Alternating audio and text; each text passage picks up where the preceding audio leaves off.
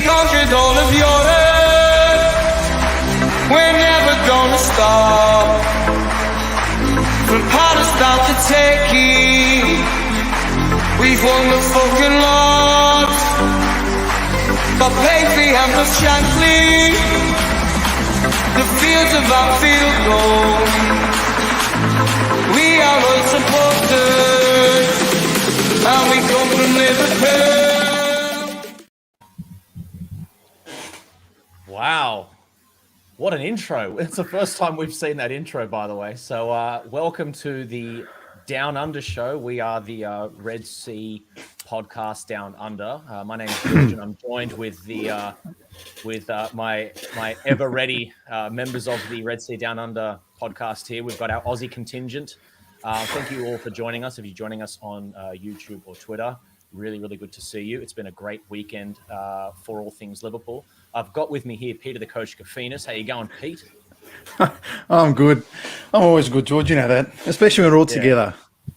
Absolutely, and we get to dance to some dance tunes just there. Were you clubbing? I'm always dancing, man. You know that. We've got Steve Wilding. How you going, Steve? Yeah, I'm really good. Just a bit surprised by that music. It was a bit more up tempo than I was expecting.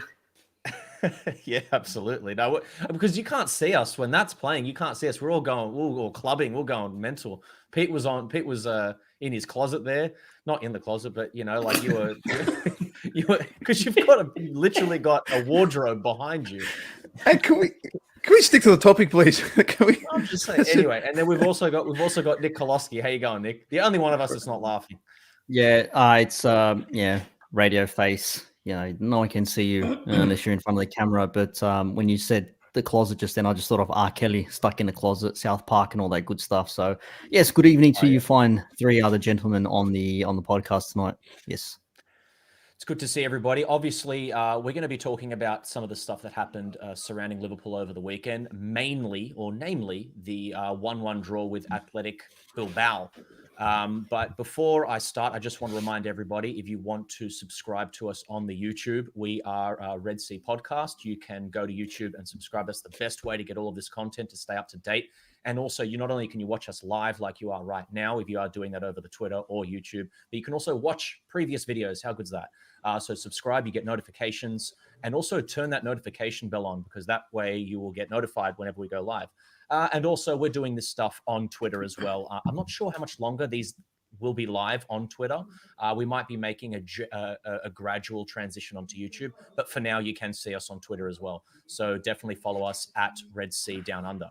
I reckon the first thing we can talk about, guys, is Liverpool 1, Athletic Bilbao 1. The greatest thing about this, I just want to throw this to you, Pete, is we got to see the Reds in front of a packed Anfield Stadium for the first time. Isn't that great? No, when I watched that video of You Never Walk Alone being sung by everybody for the first time in, I think it was like 18 months or whatever it was, I actually got goosebumps. And it's, even if it's just a friendly game, or, you know, and obviously it doesn't matter in terms of points and competition wise, you still felt that everybody that was singing that sung it like it has been 18 months since they have sung it, if that makes sense. You just felt the raw emotion in that one. And I think, God, I missed it. Like, honest to God, I played it like 3 or 4 times in a row just to make sure, I heard every bit again. It just felt special at that time anyway. Absolutely. No, it's and also, was it, do you guys know, was it a full Anfield? Did they actually? No, they had about 40,000 in, so yeah. It wasn't to capacity, but it looked good. Both of my brothers were there, and I was a little bit jealous because they were in there soaking it up, which I do. That's one thing I do miss about back home, not being able to go and see them. But it would have been good to go and see that one, just to be the first time that there was so many people back in the ground. Because I think, did we have like 10,000 against Palace last game of the season, and then this one stepping up to 40,000. So looks good. And like Pete said, seeing that You'll Never Walk Alone, it sort of sends a little bit of a tingle down the spine. I want to stay with you, Steve, because you've got some insider information as to how it was on the day, because you said that your brothers were there. Can you give us a bit of an insight as to how it went? Because we heard that there were some issues getting into the stadium, but how was it for them getting in? How did they secure their tickets? I'm guessing it was a ballot. How did they feel when that happened? And then, how did the game feel during the game, and what did they think of it?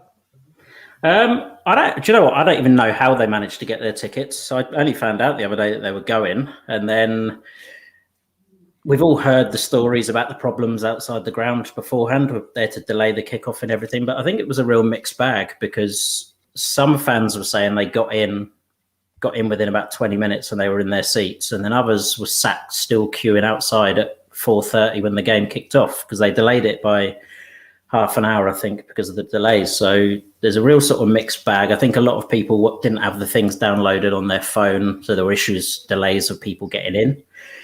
But obviously, the general sort of feeling when people did get in would be an absolute buzz of just setting foot in Anfield again. It's been, like we say, 18 months since a packed Anfield has sort of been seen. So real sort of excitement there. Obviously, the game, we had some good moments. Obviously, we'll go into it a bit later, obviously, but the result is it's pre-season. You don't always have to get the wins, but I think the main buzz was just getting fans back in Anfield, and I think that's not just from my brothers. That's everyone. You could see everyone on Twitter. You could see it all on social media. That positivity and that buzz came back.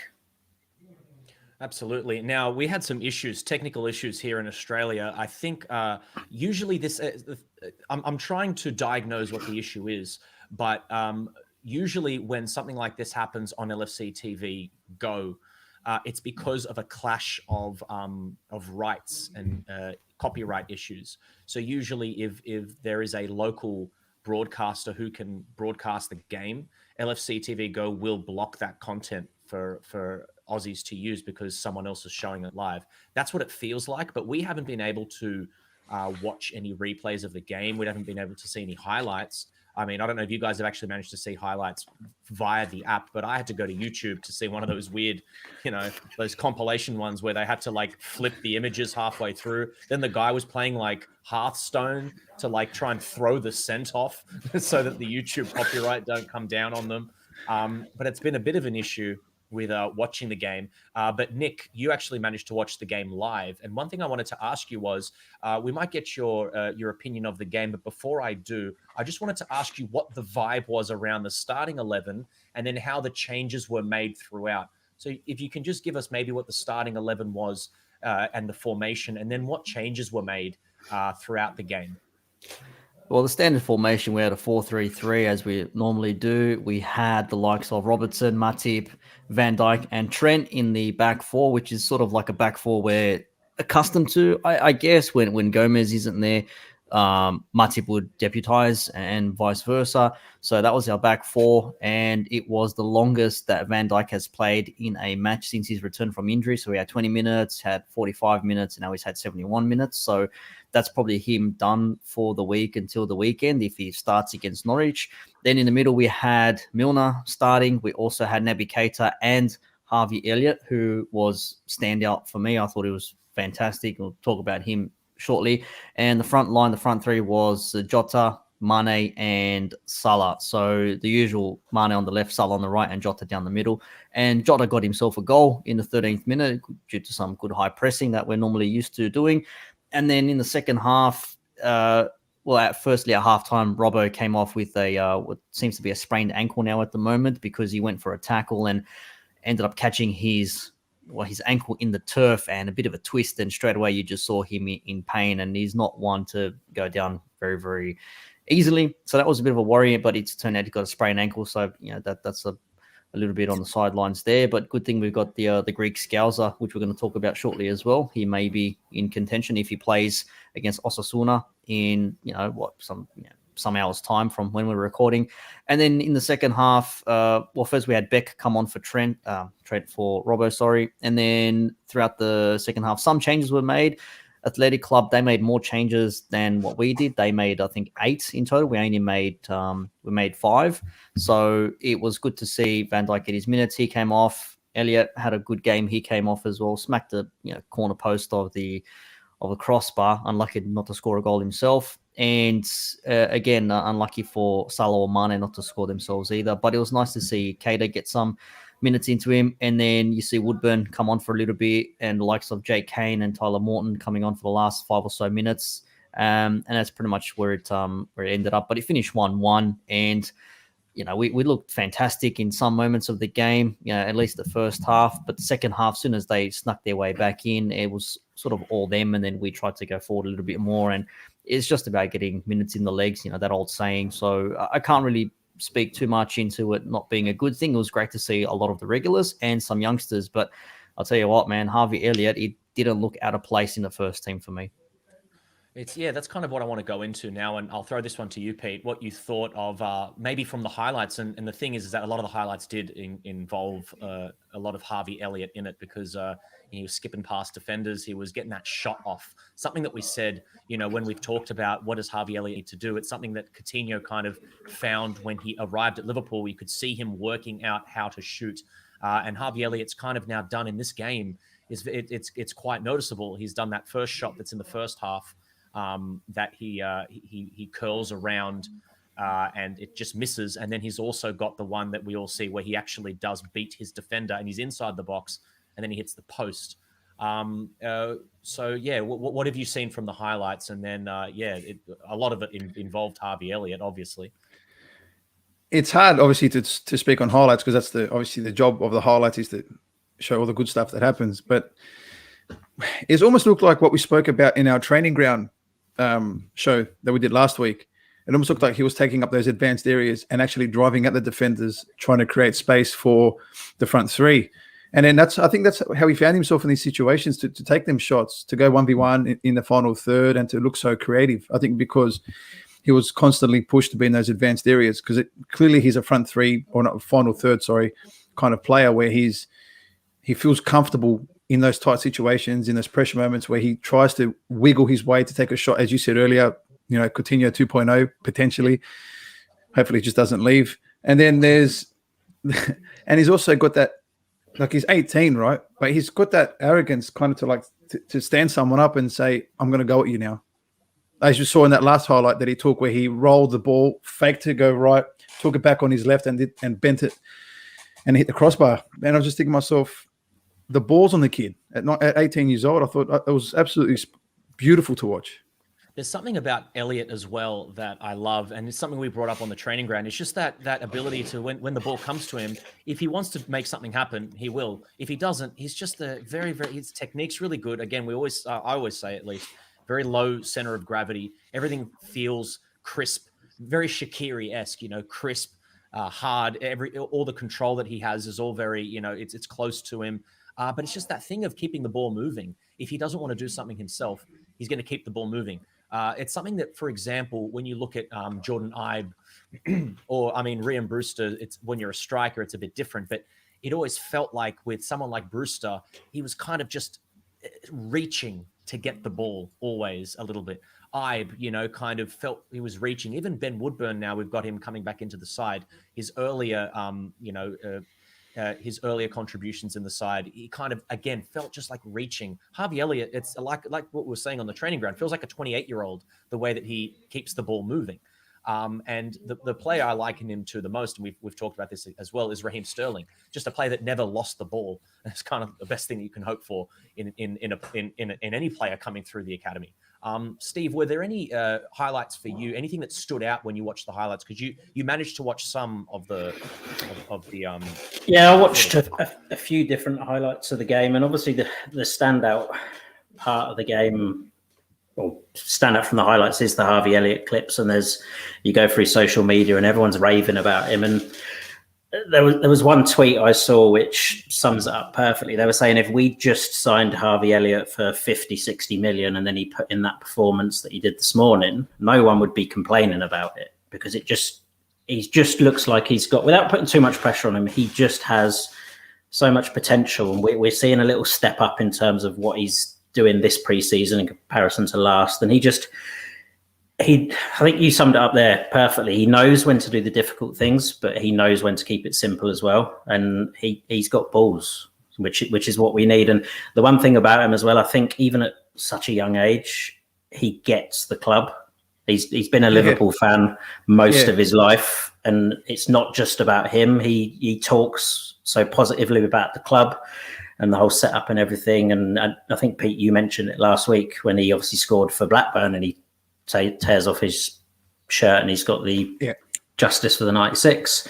So all around, it just sort of all seems to be looking good. But as the game, not necessarily a positive thing. I noticed we got split, or they got in behind us quite a few times, attacking from wide areas and kept putting that dangerous cross round the back of the centre backs.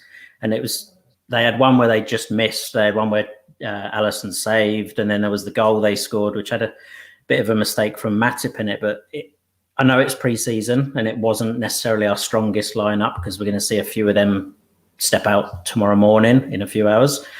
But they seem to carve through us quite easily at times. And it just going forward to the Norwich game, I remember we played Norwich a couple of seasons ago, first game of the season. And although we beat them, they carved us open quite a few times in that game.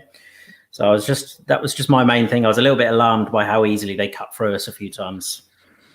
See, it's frustrating, right? Because we never got the opportunity to watch the game, and it's hard to make a discussion of highlights. And I agree with you, Steve, in terms of, from what I saw briefly, that's what it looked like they were trying to do and quickly getting behind. But there's something we brought up last week when we were talking about how preseason looks. What do they look like they're doing at training when we watch inside training?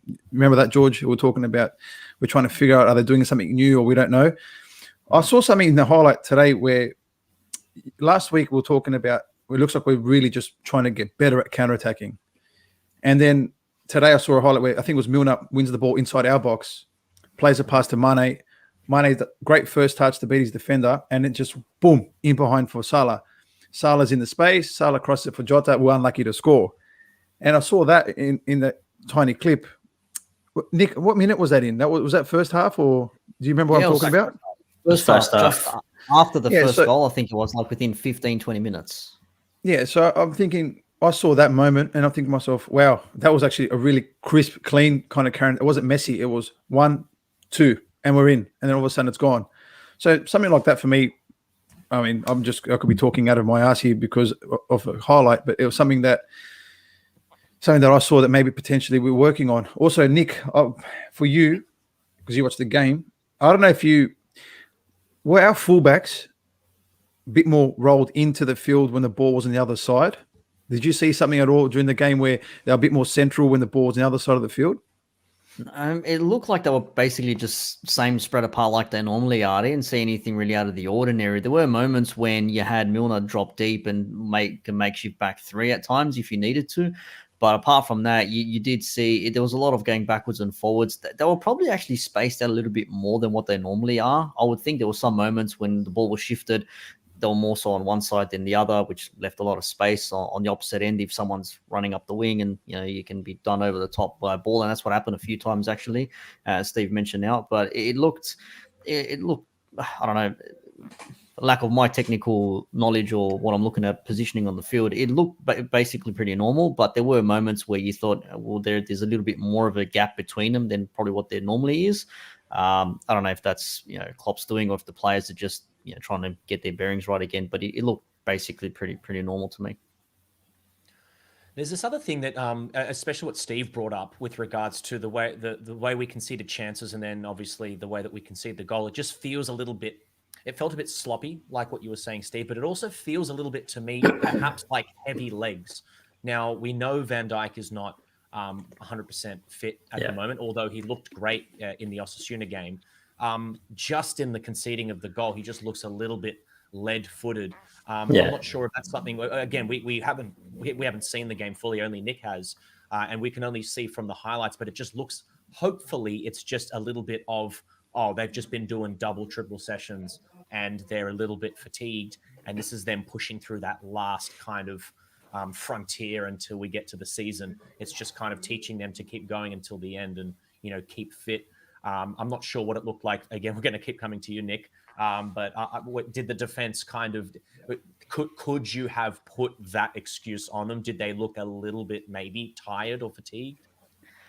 Look, you can probably argue the fact that you had Matip and Van Dijk starting. Both of them have come back from injury. Van Dijk from long term, Matip from short term, but nonetheless, still they're experienced defenders. They know what the goal is. But you can probably say it was around about that time, that 60th minute, 65th minute, something like that, I think, when they scored. And we were in at sixes and sevens at that time. And you did see Matip try and track back and try and catch the attacker out, but he just happened to get through. And it was almost like pinball. It was like a ricochet, like a series of unfortunate events, a bit of lemony snickets in there, and it just goes past to the back post, and it's a simple tap in. But you can see Van Dijk get up slowly after that, and he's just giving himself a bit of a stretch. So it probably is tired legs. And again, it's one thing to play little training games, and training sessions. Everyone here knows we've all played properly. It's another thing to actually run for 70, 80, 90 minutes for a match competitively, even though it's a friendly. And let's be real, for me, I thought Athletic Bilbao actually came, Athletic Club, sorry. I thought they actually came and actually tried to, get something going, because even in that first half, we looked like we could have gone, behind a fair few times. And like Steve said, Allison had to come to the rescue. Trent had to mop up a few times. So it's probably just the defense just getting used to playing again. If you put, say, Kanate there and maybe, I don't know, what's his name? Davies, I think it is. Williams. Williams, sorry. One or the other. You'd think you'd be probably more sound because they've been playing more regularly. On that though, I think it's a bit weird that Pete. I think you mentioned it last week, and I agree with you. Like we think that we'll start the season with Matip and Kanate as our centre backs against Norwich. Yeah. As these are our last two games, and we've got them in quick successions, I was surprised that if they're going to be starting the game, look, we're only guessing that they're going to be starting. I would have assumed that he would have paired Kanate and Matip in one of these games together, because they need to have some form of an understanding. So to see him start Van Dijk and Matip surprised me a little bit. So maybe there is some sort of other reasoning behind it. I don't know. I just don't think Van Dijk will start our first game, No. especially being away. Yeah, Do you know I what agree. mean? You're 100% right, because Joe Gomez isn't going to start this weekend either, because he's another one who hasn't completed 90 minutes. So to throw in Van Dijk straight away for a 90-minute match away, first game of the season, I think it's a little bit dangerous. And I think, not that Klopp doesn't trust the other players, I just think he's got to just relax. He's been out for the whole year. We played the whole season without him. Yeah. One more game, one more extra week, 5 more extra sessions is only going to do him better. You know what I mean? Like, we're not do or die to play Van Dijk this weekend.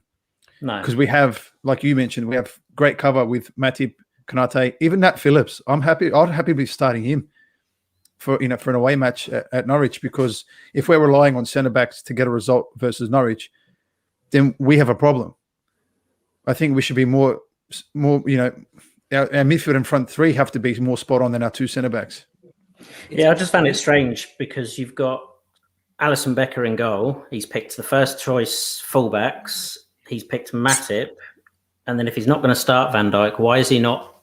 I don't know. I think it would have made more sense to play. If Matip and Kanate are going to start against Norwich, it would have made more sense for me to have that back five in a game, even if it's for only 45, 60 minutes, just have that little bit more familiarity. Because come next weekend and we play Norwich, have those 5 played together as a unit? I don't think they have. No, so I just thought it would have been a good opportunity to. George, what are you going to say? I was just going to say that I was going to ask Nick very quickly who came on for our defense. We had Virgil and Matip start. Do they both leave on 70, or is it just Van Dijk? No, it's just Van Dijk. So Reece Williams came on for Van Dijk. Sure. Matip remained on the pitch. So I don't know. Look into that what you will.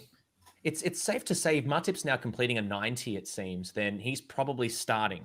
I think because he's also had the least the least impactful injury of all the centre backs, which isn't saying a lot because his one was a bad one. So it's probably him starting at centre back. And it's just now who's going to be on the left-hand side. Remember, we were talking about this, Pete.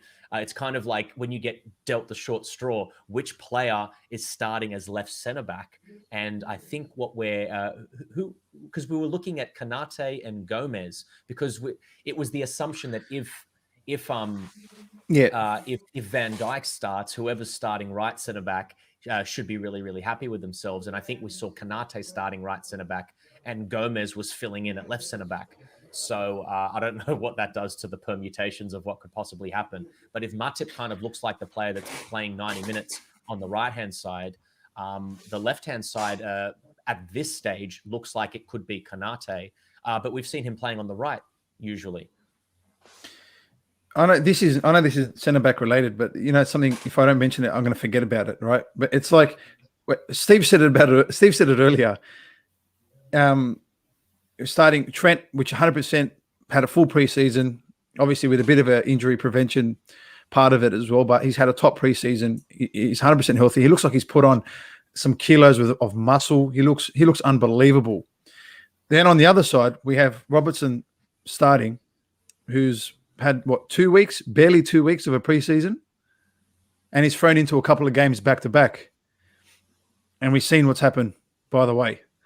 And it's like, it's something that for me, it was almost like Klopp couldn't wait to not play Tsimikas or look for a reason to not play him or something like, because we saw it last year. We saw it last season. He said it, it's impossible for Trent and Robbo to play every game. It's not good for their health. It's not good for their development or whatever. It was along those lines. So when you have someone that's ready that can give a rest, then why don't you play them? Like for me, I think we could have avoided the injury. Yeah, well, it's a good segue into what we were going to talk about, because obviously Andy Robertson did get an injury and he doesn't go down very easily. And I'm worried that it could, because Van Dijk walks off the pitch, doesn't he, against Everton? Yeah. And everyone was really, really excited about that. And you know what? I'm sure I'm not a professional. I'm not an expert to say that, him walking off didn't do damage, but who knows? Like sometimes some physios do say you walking off, you could have just done even more damage to yourself. Like Lucas Leiva, when he does his big knee injury against, I think it's Chelsea in the League Cup or it's FA Cup or something like that, when he's never the same again. Him trying to play on actually may have had some impact on his injury and made it even worse. Not to say that Van Dijk walking off against Everton made anything worse, but just because a player limps off the field and he's able to put weight on it doesn't necessarily mean he's fine. Doesn't mean he's fine. So we're going to be holding our breaths with that one, but it does open up the opportunity for the hashtag we've got going on there, the hashtag the Greek Scouser. We've got everybody all over Twitter getting on that, and Tsimikas, he knows what he's doing there. He's got a great little he's got his branding going on. But I don't know. It seems like a lot of people, the sound and the sounds coming from the camp from all the Liverpool-based media says that Klopp likes Tsimikas. But you and me, Pete, we're just getting rubbed the wrong way with this. We're just every so often there is a news article about Tsimikas, and Klopp's like, yeah, but Costas stuffed up here, and yeah, he was good, but only one half. It's just like, yeah. Like well, the other day, criticize him. The whole fan base is absolutely losing it versus Bologna, and he turns around and goes, "I have to admit he had a good match." It's like, what do you mean you have to admit it? Like, it's very strange. I know it's very strange. I mean, we're not ones to like create, and we love Klopp, by the way. So and I love Andy Robertson. Yeah. It's not about like. We're not trying to create anything from nothing, but it's very interesting because you and me, Pete, because we're Greeks, we're going to be concentrating a lot on how Tsimikas is going, and it's just like. Yeah, it's strange. It always seems to be, the comment seems to be like, he did okay. Yeah, but it's like he's had an unbelievable Steve said it. He's player of the preseason. He's been my player of the preseason so far. I just think that, I don't know, maybe he's going to start him versus Norwich anyway. That's why he's going to play him tomorrow. I don't know what the story is there, but I think you should be starting with your back four that's going to start the season. There's something that I wanted to go through just before we do look at some news regarding some transfers, because there is only 1 week to go now until the Premier League starts. Guys, I mean, just hit me one by one. Are you guys excited for the start of the Premier League? Yes. I'll go first then. Yes, I am. I know we've got obviously this game to come up tomorrow morning, but in my mind, I just can't wait for the season to start now. It's ready. Let's go. Let's get the fitness will sort of come. We never sort of hit the ground running at full sort of 100% speed. So let's just see how it goes. We've got a couple of tricky games if you sort of go further into the season, like Chelsea quite early on, but I'm just ready for it to start and looking forward to it. After the shambles that was last season, with all the injuries we've had, the VAR issues, the no fans, having the Euros on during the summer was good because it sort of showed football coming back to what it was, sort of seeing packed stadiums again, VAR being used properly most of the time, and hopefully that's going to be something that will carry on into this season. So yeah, I'm pumped and ready. And do Liverpool feel ready to use Steve? It's difficult because we're still, like we've mentioned it a few times, the whole Van Dijk scenario. In an ideal scenario, we'd have him fit and ready to start, but I think it's going to take maybe the second game, third game, fourth game, maybe before we see him starting and completing a 90-minute game. And then I just think sort of there's the Henderson factor as well. He's only just meeting up with the team now and training. So, but these are all issues that are facing every single club in the Premiership. No one's going to have had an uninterrupted pre-season. So I think we're as ready as we can be, and with the players we've got returning from injury, I can only see positive things happening, to be honest. I want to throw this one quickly at you, Nick. Does the team that started there? It looks like that's going to be our starting, close to our starting 11. I mean, if Van Dijk is not starting, then we're just going to drop whichever one of the other defenders in there. Did that starting 11 look ready to you to start the Premier League and win? Man, it's hard to really put a gauge on it because it wasn't our normal starting 11. But if this was a Premier League game last season, you'd probably say this looks pretty decent based on the injuries that we had, minus a Van Dijk and a Firmino when he was out for a short moment of time. But in saying that, Mane looked good. Salah looked good. Jota got himself a goal. He looks fit and sharp after coming back from the Euros. He does look good. He looks very good. It's good when he plays in games that he should and not games that he shouldn't have. You know, he could stay fit, Pete, you reckon? And when you see someone like Harvey Elliott coming into the squad as well, and just the simplest of turns, dropping a shoulder, making a 1-2 pass, he's even doing crossfield balls over the top. He's almost like pinging crosses. I hate using this comparison, but the only person I can compare it to is like Gerrard just looks up once and just like bang, just hits something, and it just goes to target, goes to Trent or whoever it's going towards. He looked very good. So if he started, I would say no issues there. Some of the others, Keita, you're probably looking at Fabinho, Henderson, and most likely Thiago being your starting midfielders, but Thiago's out with a muscle injury at the moment. Keita's looked good. You'd probably say Keita might be one to start against Norwich in about a week's time. But in saying that, they look pretty decent. Add one or two of the other first teamers in that squad, and I think you've got yourself a decent run. You guys mentioned there, especially you just there, Nick, with regards to our front three that we're playing. They all look very sharp. Pete, I'll throw this one at you. Does it look like this is going to be the front three that starts probably against Norwich? 100%. I think, yeah. I think that's because Firmino obviously came late, obviously being away with Brazil. And Jota's preseason, he's been unbelievable. So I definitely will be starting Jota. Actually, on that note, Nish, our old friend Nish, asked us a question about Jota and Firmino. I'll read it out to you and you tell me what you think, because I have my answer for this as well. So the question was, it seems like Jota is being used centrally. Would love to see some kind of analysis of his movement up top compared to Firmino. Do you think he's replacing what Bobby does, or is he different style threat altogether up top? So I have an answer, but if you guys want to try and answer it first, no, you give us your answer.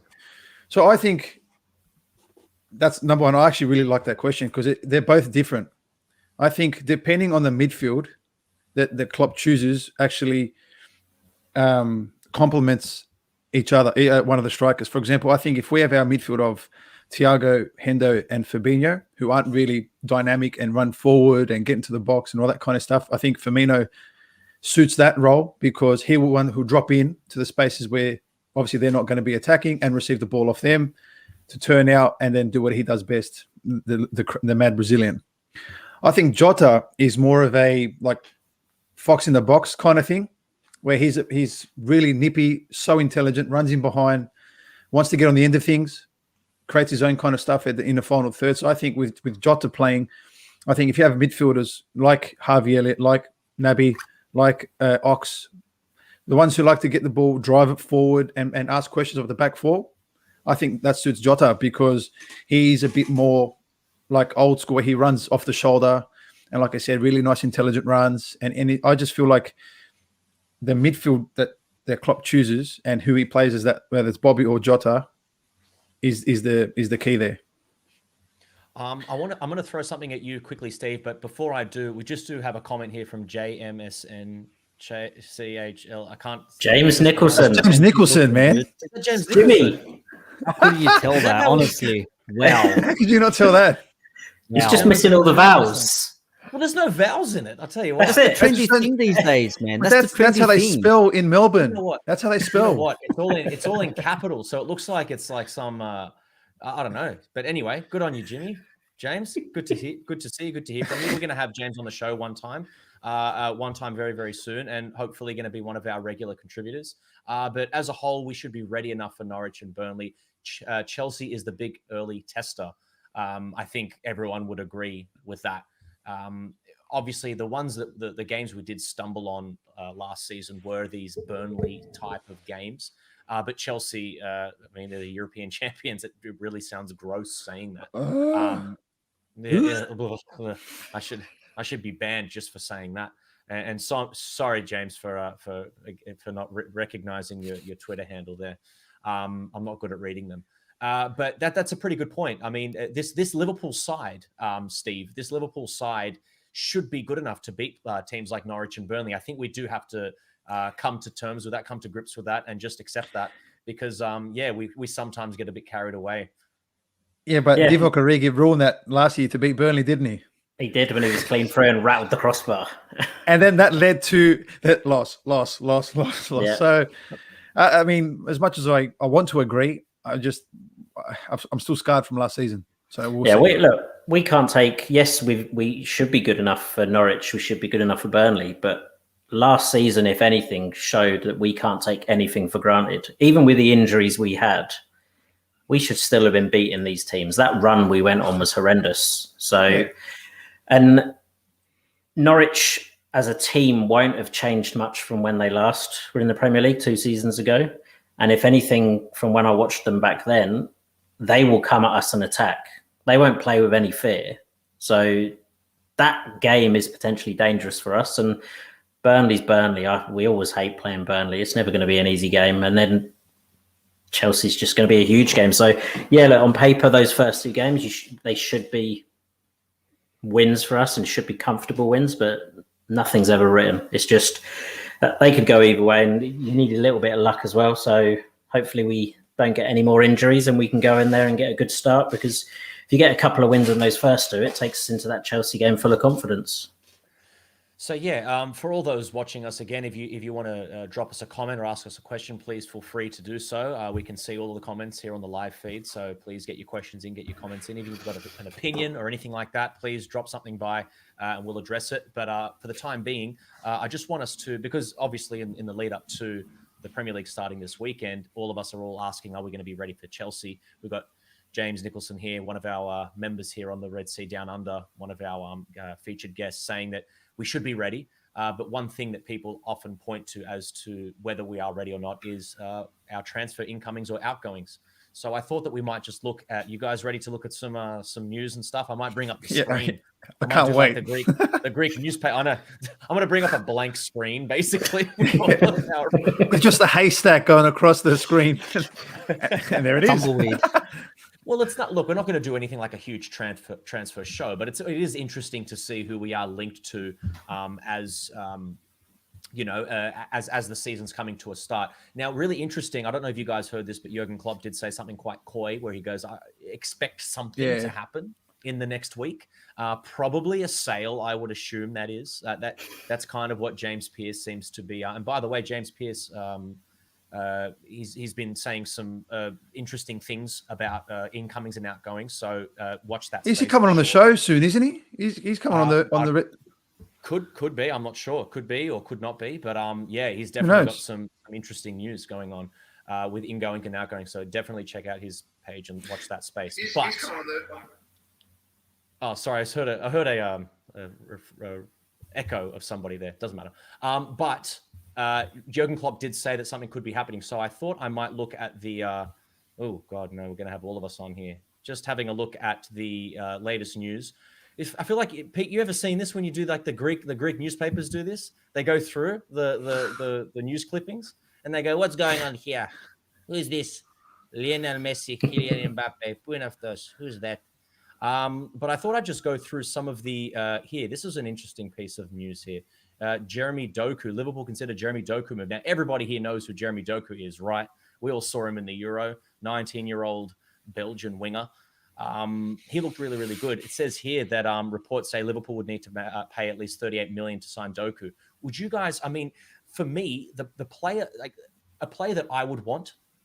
I'm sorry, I'm going to get that thing off you there, Nick. Now I was going to say I'm feeling a bit like Wilson from Home Improvement. But yeah, I feel like if there's a player that we could use in this squad, it would just be back up for the front three. Nick, is that something that you would agree with? Yeah, I saw this guy actually play for Belgium in the Euros. I just thought, wow, he had that. I think he had a few good showings, but there was one game in particular where he played and was just like, wow, this guy is pretty decent for a 19-year-old. And again, akin to someone like a Harvey Elliott, like Steve mentioned it before, if we bought him for 50, 60 million, you'd say, yeah, he looks the bits. And, 38 million when you've got players that are being, bought by other clubs for 60 odd million, like, Lautaro Martinez, who we spoke about in our last show by Tottenham. I know. Yeah, I know, Pete. I feel ya. It does seem like it's a bit up there, but let's be real. In this market here, post lockdown and COVID and all that sort of stuff, when it was hard to do business last year, I think a lot of clubs now are realizing that, look, let's get the most return we can on these players while we still can. But all the same, still for a 19-year-old with that sort of like explosive pace, and he was pretty direct and was going forward, you'd say you take him on at 19 and, under the right tutelage and, under the right training regime and getting his footballing prowess up there, you probably say he could be a top talent in a couple of years' time, if not, already now. Steve, we need to add a forward. Would you like Doku? He looked impressive in the Euros, but I still like the link to Sarr that was at Watford when we were being linked with 12 months ago. And I think I saw it again, that little rumour resurfaced very quickly a couple of weeks ago now. But I still think he'd be a good option. And obviously still down in the Championship now, you'd be able to get him a snip of the price in compared to what he was when he was playing in the Premier League for them. But we obviously opted for Jota at that time. Like, is Shah going to be like the equivalent to Benteke, who kept on ripping us to shreds, and we just said, all right, screw it, let's just buy him instead when Shah scored 2 goals against us, and like, yeah, we'll buy him now. Is that what we're doing again? That's what we do. Eliminate the ones who do well against you. Yeah. Well, isn't Sarr roughly the same price as Doku anyway? In terms of who we probably got to go for one of them. I think I would say so. Yeah. For me. Got the Premier League tax on him. I go straight for Doku, if that's the case. At 19 years old, I think if you buy him for 38 mil, which for us it's about 35 million too much, but it's like if we can sell him, let's pretend we'd sell him at 24 years old, then his price will triple because he'll have Champions League caps, Premier League caps, obviously a few more Belgian caps, and it's all of a sudden you're going to make your money on him, like someone like him anyway. So for me, I love Doku. Obviously, we're not going to get Doku unless I think he plays at Lille. Unless Lille want Origi and some money, I mean, you can.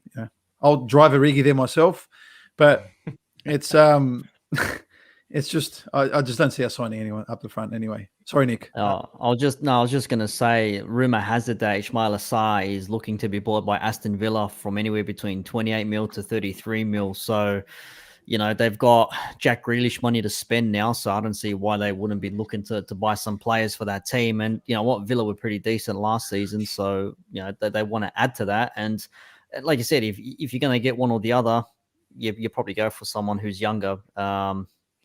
I mean, he's not that old, but then again, still, Doku's probably got more potential in him, and he's got he's got some strong pedigree playing with the likes of who he plays alongside with De Bruyne and a couple of others too. So not saying that goes a long way, but it's not bad to have that sort of a connection. I mean, this is now scraping the bottom of the barrel here. According to Corriere dello Sport, we've got Aurelien Tchouameni. He's a defensive midfielder who plays for Monaco, 6'1", 21 years old. I'm not saying that, just because of the height and the age profile, but there's something similar, especially with the physicality, to someone like a Gravenberch from Ajax, where you got this young, combative midfielder who can play defensive mid or even further forward. I've always loved Gravenberch, but I mean, this is now a link towards a midfielder. I don't think that there's any there's any truth into something like this. But yeah, I mean, they would just link us to anybody. Has anyone heard of this guy? No, I haven't. No. But then again, like for us, it's like we don't. I mean, it's great because we're looking for a Genie replacement or whatever. But I think there's enough there with, like we said, Elliot Curtis to jump in and do the job. If we're going to sign anyone this window, it's got to be for the front.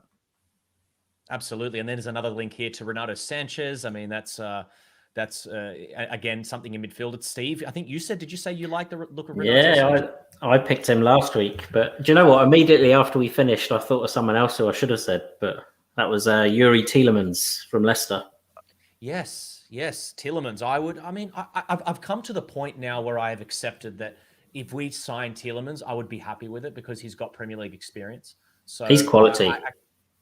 I think I would jump on board the Tielemans train. And you know what? Initially, they were saying £70 million. But if we can secure him for anything around 60, so if 70 is the starting price, if we secure him for anything around 60, that seems like too much. But I think I would just pay it because there's no betting in period. He turns out of danger. He can shoot. He can score from outside the box. He can put in a nice ball. He can slip. He can thread the needle, as they say. The only thing is, like what you were saying, Pete. I'm not sure if it was yourself or someone else. We've got players like Harvey Elliott and perhaps even Curtis Jones. It can stunt their growth a little bit, and we can actually put these players back potentially a few years if we sign players. We actually got a comment here from Rizla Lyrex. Renato Sanchez would be a great signing. Press resistant, aggressive, low center of gravity. I love the low center of gravity talk. That's kind of talk about that all the time with Harvey Elliott. But yeah, Renato Sanchez, we saw him in the Euro doing that. The only thing I'm worried about with Renato Sanchez is he just pops up every 4 years for the Euro, and then kind of goes back into hiding. It's also just it's not fair to kind of look at his performances at Bayern and Swansea, but my goodness, I mean, did he struggle? If there's ever a player that struggled, I think it was Renato Sanchez in that sense. Guys, anyone else impressed with Renato Sanchez? I mean, I like the thought of it. I think he's got a physical presence. I think he's powerful. He's dominant, and he's a figure in the midfield that if you go against these other teams we're away, to have him in the midfield with Fabinho, for example, I think it actually, like he said, press resistant. I think it also prevents counterattacks and a few other things as well. I think he'd be a great signing. But again, I just don't see us making that kind of signing. Well, it said there, by the way, he was £38 million or something around that. The only thing I would say is I would literally pay the extra 22 and just get Tielemans, because we know he can turn away from a Premier League press. We know he can turn away from Premier League standard tacklers, footballers, defenders, midfielders, strikers. Even Liverpool, for example. I mean, he's turned away from us many a time. So I would just pay the 22 extra. We pocketed 2 for Ings, didn't we? Yeah, we're rich. We're rich. We're rich. Just I would go the extra mile. For me, I wouldn't go for Renato Sanchez. Sorry, Rizla Lyrex. I do appreciate the comment. I do appreciate the feedback on Renato Sanchez, but I'm personally not a big fan. But Steve is a huge fan. As we block poor Nick there again. The last player I just wanted to look at there was Dusan Vlahovic. This is another one of those players I just don't think that there's any truth in the rumors, but he's an interesting player. Really big guy, just kind of like Haaland, but doesn't seem as mobile, seems literally a bit bigger and stockier. See, Pete, this were one- you about to say something? Yeah, this one tickles me a little bit because I like him, and I have a friend of mine who's like, he's City are mad, and he's a bit upset at the moment because Lukaku just left his club, but and it looks like Martinez is going, I asked him, okay, what about this? Anything on him? And he goes, yeah, man, he's something. He's a presence. He's, like you said, big, just a nuisance, kind of box predator, strong in the air. Finisher, absolute finisher. Well, I mean, the last Serbian we had didn't really work out in Grujic, but hopefully this one. Look, again, how much is it going to cost? It says 50 million there. I just don't see it. Mate, we've had a few Serbs that have not lived up to hype as well. Before that, we had Markovic for 50. Before that, we had Jovanovic. And there's also another one apparently as well, Nikola Milenkovic, also Fiorentina, which, if you believe the rumors, again, 23 years old, but he's a defender. And if there's one thing we've got plenty of defenders. So I don't know if that's really going to happen at the moment. If I might jump in here, I'm just reading that bottom comment there because I haven't seen this page. Yeah. How it says, I was waiting for you to say something like that. That this side would only dip into the market if Origi and Shaqiri depart. But do you see, by the way, thank you. We love this channel too. It's something that he said, okay, Wolves come in 10 mil for Origi, if you believe that. And we said, no, we want 20. We should have got rid of him last year when we were offered 20 by Wolves or whoever it was that came in for 20. Like, what'd you keep him for? He didn't offer us anything. He cost us the game against Burnley. So it's something that, and then we said, it looks like Lazio are coming in for Shaqiri, and then he turns around and says, I can't wait to stay and train and have a good preseason. So it's all very confusing. With Shaqiri, don't you reckon that is a nice piece of just propaganda, that one, where he's on his way and then Klopp's just gone, just give us, not Klopp, but it's just kind of like, look, you're staying here no matter what. Like, no, not you're staying here no matter what. Like, you're going to have a good time no matter what. If you stay here, he's going to be happy. Klopp loves him. Everyone loves him. He'll get minutes, game time here and there. But he'll have a good time. If he leaves, he'll have a good time. So what's the difference as to what he says or not? So I think they've said to him, just say you're happy here. Just say, just after that massive Euro you've just had, you made history, like one of the only players to score in 4 consecutive whatever, or top most goals and whatever. Just say you're happy here and you're not going anywhere. The moment you say that, that's because what do you want us to say? You want Klopp to say he's for sale? His value. Yes. People come in. No, they're not going to come in. If you go, it's demand and supply. I mean, if there's no demand for the player, literally Liverpool saying we don't like him, your price goes down. The minute Liverpool say we love him, we want to keep him, other teams go, we're going to have to convince him to let go of him now. So there could be a little bit of jiggery pokery going on. A bit of shifty maneuvers there, Pete. I don't know. But yeah, the only shifty people in moves are the agents. They're the shifty ones. Well, so either way, could have been the agent said that. Hey, Shaq, if you want to go, you're only going if the price for you is up. So you'd have to say that you're happy here. And then I tell you what, someone's going to come in with the 15 mil that Liverpool want to get rid of you. That's to say, if he actually does want to leave, though, after the Euro that he's had, which he had fantastic Euro, scored a couple of goals. He's a good player. Like when he started for us, he's done well. When he's come off the bench, he's done well as well. But how much would you expect to sell him for? 30 mil? I mean, we bought him for what, 12 and a half from a relegated Stoke? Like, how much is he actually worth, do you think? 20. That's what I'm saying. Like, is it worth selling him for 20? Would you rather keep him? If it brings in a Jeremy Doku. Well, that's the question. Is he going to bring someone else in? Well, yeah, Elliott's in there as well. We've got midfielders stacked. Jones as well, another young midfielder. We can probably, we've seen him better last season. That's the thing, though. Do you sell him for 20, and with the extra 20 million you've received, you can drop 40 on there and buy someone for 60 million in that case? I want to put a pin in that because there's an interesting question here from JT, who's, by the way, said he loves this channel. This is an interesting question. And come on, man. It's a bit of a G up. I want you guys to answer this. Is this an interesting question? And you know what? It could just be a nice, easy one-liner if you are in or out. I mean, we're asking the hard questions here. We're no topic is taboo. I want to start with you, Pete. Are you? Of course, you're going to start here with me. No, thank you, JT. I'm not FSG out. 100% no, I'm not. But what I am is FSG get with the times kind of thing. Does that make sense? Like, as grateful as I am for everything they've done and whatever, I think the business model that they have works for teams who are trying to get back at the top level. And it worked for us because we went at the top level and we got back at the top level. So their model worked. But when you're at the top level, I think we made a very big mistake 2-3 transfer windows ago when we won the Champions League. Then the Premier League was more, we were in a position of power to strengthen. And we didn't, because we needed to sell shoelaces to make money to sign someone else over there. And like, we're the champions of England and Europe and the world and all these other cups that we had won. Break the bloody bank. But so that's where I'm at. I'm not FSG out. I'm more FSG get with the times and get your wallet out instead. Steve? Yeah, I can only echo what Pete said. I mean, I'm definitely not FSG out because you've got to look what they've done to the club since they came in and the changes they've made and stabilised the club, the main stand expansion and now the Anfield Road end expansion. So they're doing the right things with the club in terms of that, bringing Klopp in. They invested some money in it. We bought some great players, but like Pete said, we win the Champions League. We only brought in Adrian after winning the Champions League. That was it. We go and win the league. We bring in Jota, and actually we got Jota and Thiago last summer, but we're sort of, in terms of the transfer market, we're standing still.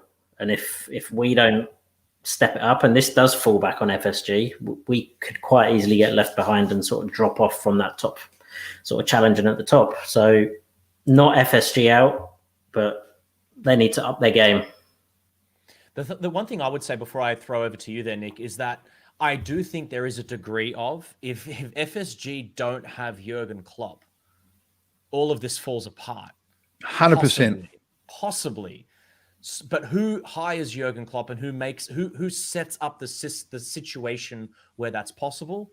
It's them. Now, did they get lucky with Jurgen Klopp, or is it a stroke of genius? I think I see a lot of things that happen that I reckon if you don't have Jurgen Klopp, everything you're doing falls apart because, we've seen in the past, like managers like Rafa Benitez, Brendan Rodgers, Benitez was never directly being employed by FSG, but these managers that you just keep testing them with these circumstances and they walk. I mean, Pep Guardiola has not really dealt with the situation that Jurgen Klopp's been given. Any other he spent $1 billion. He meant £1 billion. More dollars, it's gone past $1 billion for sure. So, Nick, I mean, with all that in mind, FSG out? Nah, I have to agree with what Pete and Steve said as well. Like, without them, we wouldn't be where we are at the moment today. But I do agree that there are moments where you say, player's going to cost 45 mil. Well, we only want to spend 30. He's a good player. He's a good player. Spend the extra $15 million. You're going to make it back in jersey sales. You're going to win something. They'll help you get along and progress throughout the season and increase the quality of the squad as well and increase the value of the club. Obviously, when you have better assets in terms of players, increases your value. So you can actually get more for them later on if they decide to move on. If you want to sell them again in a couple of years' time, increase their value and then you get more in return. The only thing we've done recently where we've actually bought, I think Pete brought this up last season when we were doing the other pod, was the only recognized player we've bought in the last 3 or 4 years was Thiago. And that was for, a steal, $20 to $30 million, whatever it was, pounds, whatever it was, 28, 29 years old. And he's still got years in him. Granted, his injury record isn't probably the best, but all the same, still, he's a quality player. Everyone else we've brought in has sort of come in either as someone with a lot of promise or someone who is Premier League ready, but hasn't really been able to go the next step before Klopp came in and took over and sort of like worked with them. So there are times where I look at potential deals that we've got and it's like, ex-club are looking for $60 million, no less. Liverpool only prepared to offer $50. Well, we'll let someone else buy them and someone else will buy them. And then you'll be like, why the hell didn't you pay the extra $10 million and buy the player? Doesn't fit our model. What's your model?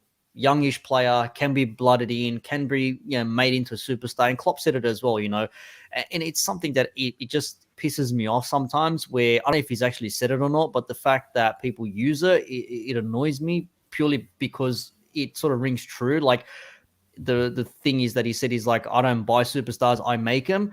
That's all good and well, but sometimes you don't have time to make a superstar. Just spend the money and buy them, because what you can achieve with that per player is much more and in a quick amount of time than what you can if you had to make a player. I agree with all of that. And I think the consensus is pretty much from all of us is that I don't think we're necessarily FSG out, but it's kind of like FSG, you've got a great manager there. Give him a little bit more to work with. That's what we are. We're FSG. Do that. Reward stuff, him. Reward him. Reward him. Reward we finished him. third with sticks and stones. Like, just reward him. I want to look at what Rahul said here. Shaqiri will move on once Lazio makes sales on Carrera and Alberto. I think Origi will move on. There are a few clubs into it. I think we may target someone like Jonathan David. Does anyone know Jonathan David? No. Never trust someone with two first names. Jonathan David. But anyway, regardless of that, I think, look, I mean, that plays into my theory that Shaqiri perhaps is just playing the mark a little bit. I saw there was a question earlier that I think it was JT had asked about sales taking too long or purchases. I can't remember. It had come up on the screen. I'll get to that very quickly. I just want to show here that we also have Rizla coming in here. Harvey Elliott and Cade Gordon are mature beyond their years, movement, composure, awareness. This is really, really interesting because Cade Gordon looks very interesting. You got that written down, do you? In the show notes, I was going to bring up Cade Gordon at some point tonight because I forgot earlier, but 100%, he has been electric. 16 years old, I think he is. Yes. He just comes on and he's absolutely fearless. I love him. I can't wait to see what he's going to be like in the next couple of years. You know what I want to see from him is I want to see what, again, keep coming back to Sterling. He's our most successful. I mean, Trent is our most successful academy graduate player, in the last, since Steven Gerrard, for sure. But before that, it has to be Raheem Sterling. I mean, he comes over from Queen's Park Rangers, but he comes as a 15-year-old. Remember, he scores something like 10 goals in a game or something like that when he's playing at under 16, 17 level. That's what Gordon has to do. And we don't know if he's going to do that yet. He just got brought into the under-21s at the end of last season, and he actually scored a few goals. So the signs are really good already for a 16-year-old. One thing I'm hoping is that he can put on some size. He can get a little bit more pace into his legs. He looks he's quick off the mark, and that'll happen. Yeah. Pete, from your experience, 16 years old, can you get a lot of pace from 16 to 19? Over 25 meters, let's just say. Well, that's what I look at him. That's why I'm upset, not obsessed, but that's why I'm so interested in the likes of the Harvey Elliott's and the Cade Gordons and obviously Trent when he first started, because that's my kind of field. That's where I'm at now, that age group between that level and trying to get them into that professional level. And you see someone like him at 16 who's got the absolute raw potential to be like, as he was, it says world beater. Yeah, why not? I think between that age group, between 16 and 22, not only will they develop that, as you mentioned, that 20 yards, 30 yards, I think they'll also develop, I know they will develop physically. Like, look at Trent now. Like I said, you've seen him when he walks on now, where he's taking the corner, and there's a whole different look here from a couple of seasons ago. And we've seen it with a few other players from young ones that have come through and played. Curtis Jones at the moment, actually filling out his shirt. I think that, especially at our club, because, we're one of the better development football clubs, I think someone like him has the world at his feet. Absolutely. And we've got here as well. This is interesting here. No, here, this one. Yeah, that's the one. I saw that as well. I'm just like, oh, that's very interesting. Is that shrewd business or is that desperation? What is it? That's in the know. That's in the know. Yeah. And then obviously JT is a definite ITK. Definitely. Now there was another one about making late purchases or late sales. Yeah, that one. Yeah. That's an interesting one, because are we taking too long to sell because no one's interested, or are we taking too long to sell because we're actually not looking to buy anybody? Do you know what I'm trying to say? Like that's I kind of like that one better than a couple of the other ones, but that's for me, it's an interesting one because I don't know. Are we taking too long for what reason? What do you reckon? Hey, can I ask you a question in this instance? Yeah.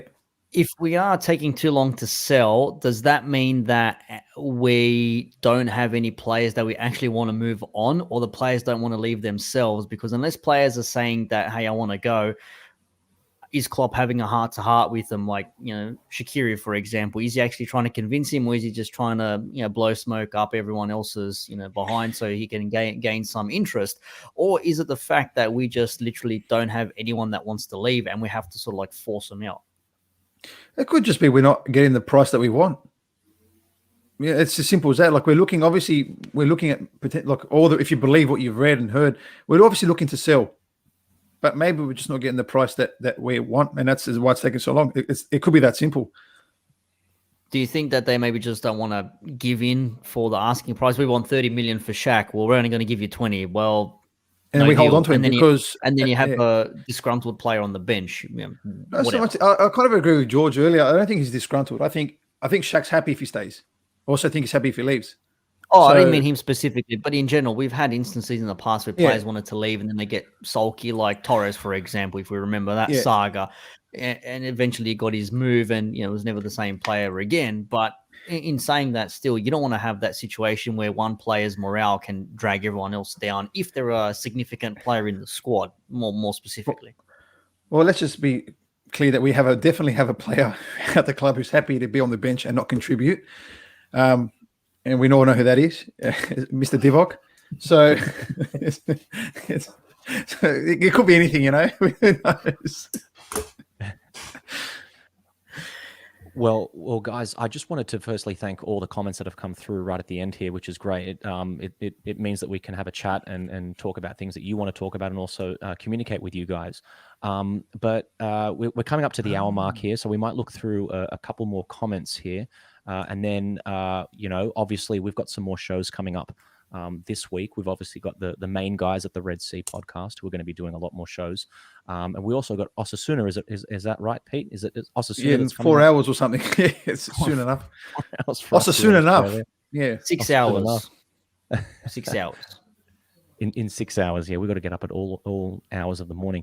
JT, one of the last comments we'll look at. Imagine when Klopp does leave at the end of the contract, we're still talking about winning this. I think that's a great. I don't mind this, JT. By the way, I don't mind you at all. JT, I'll rate that comment.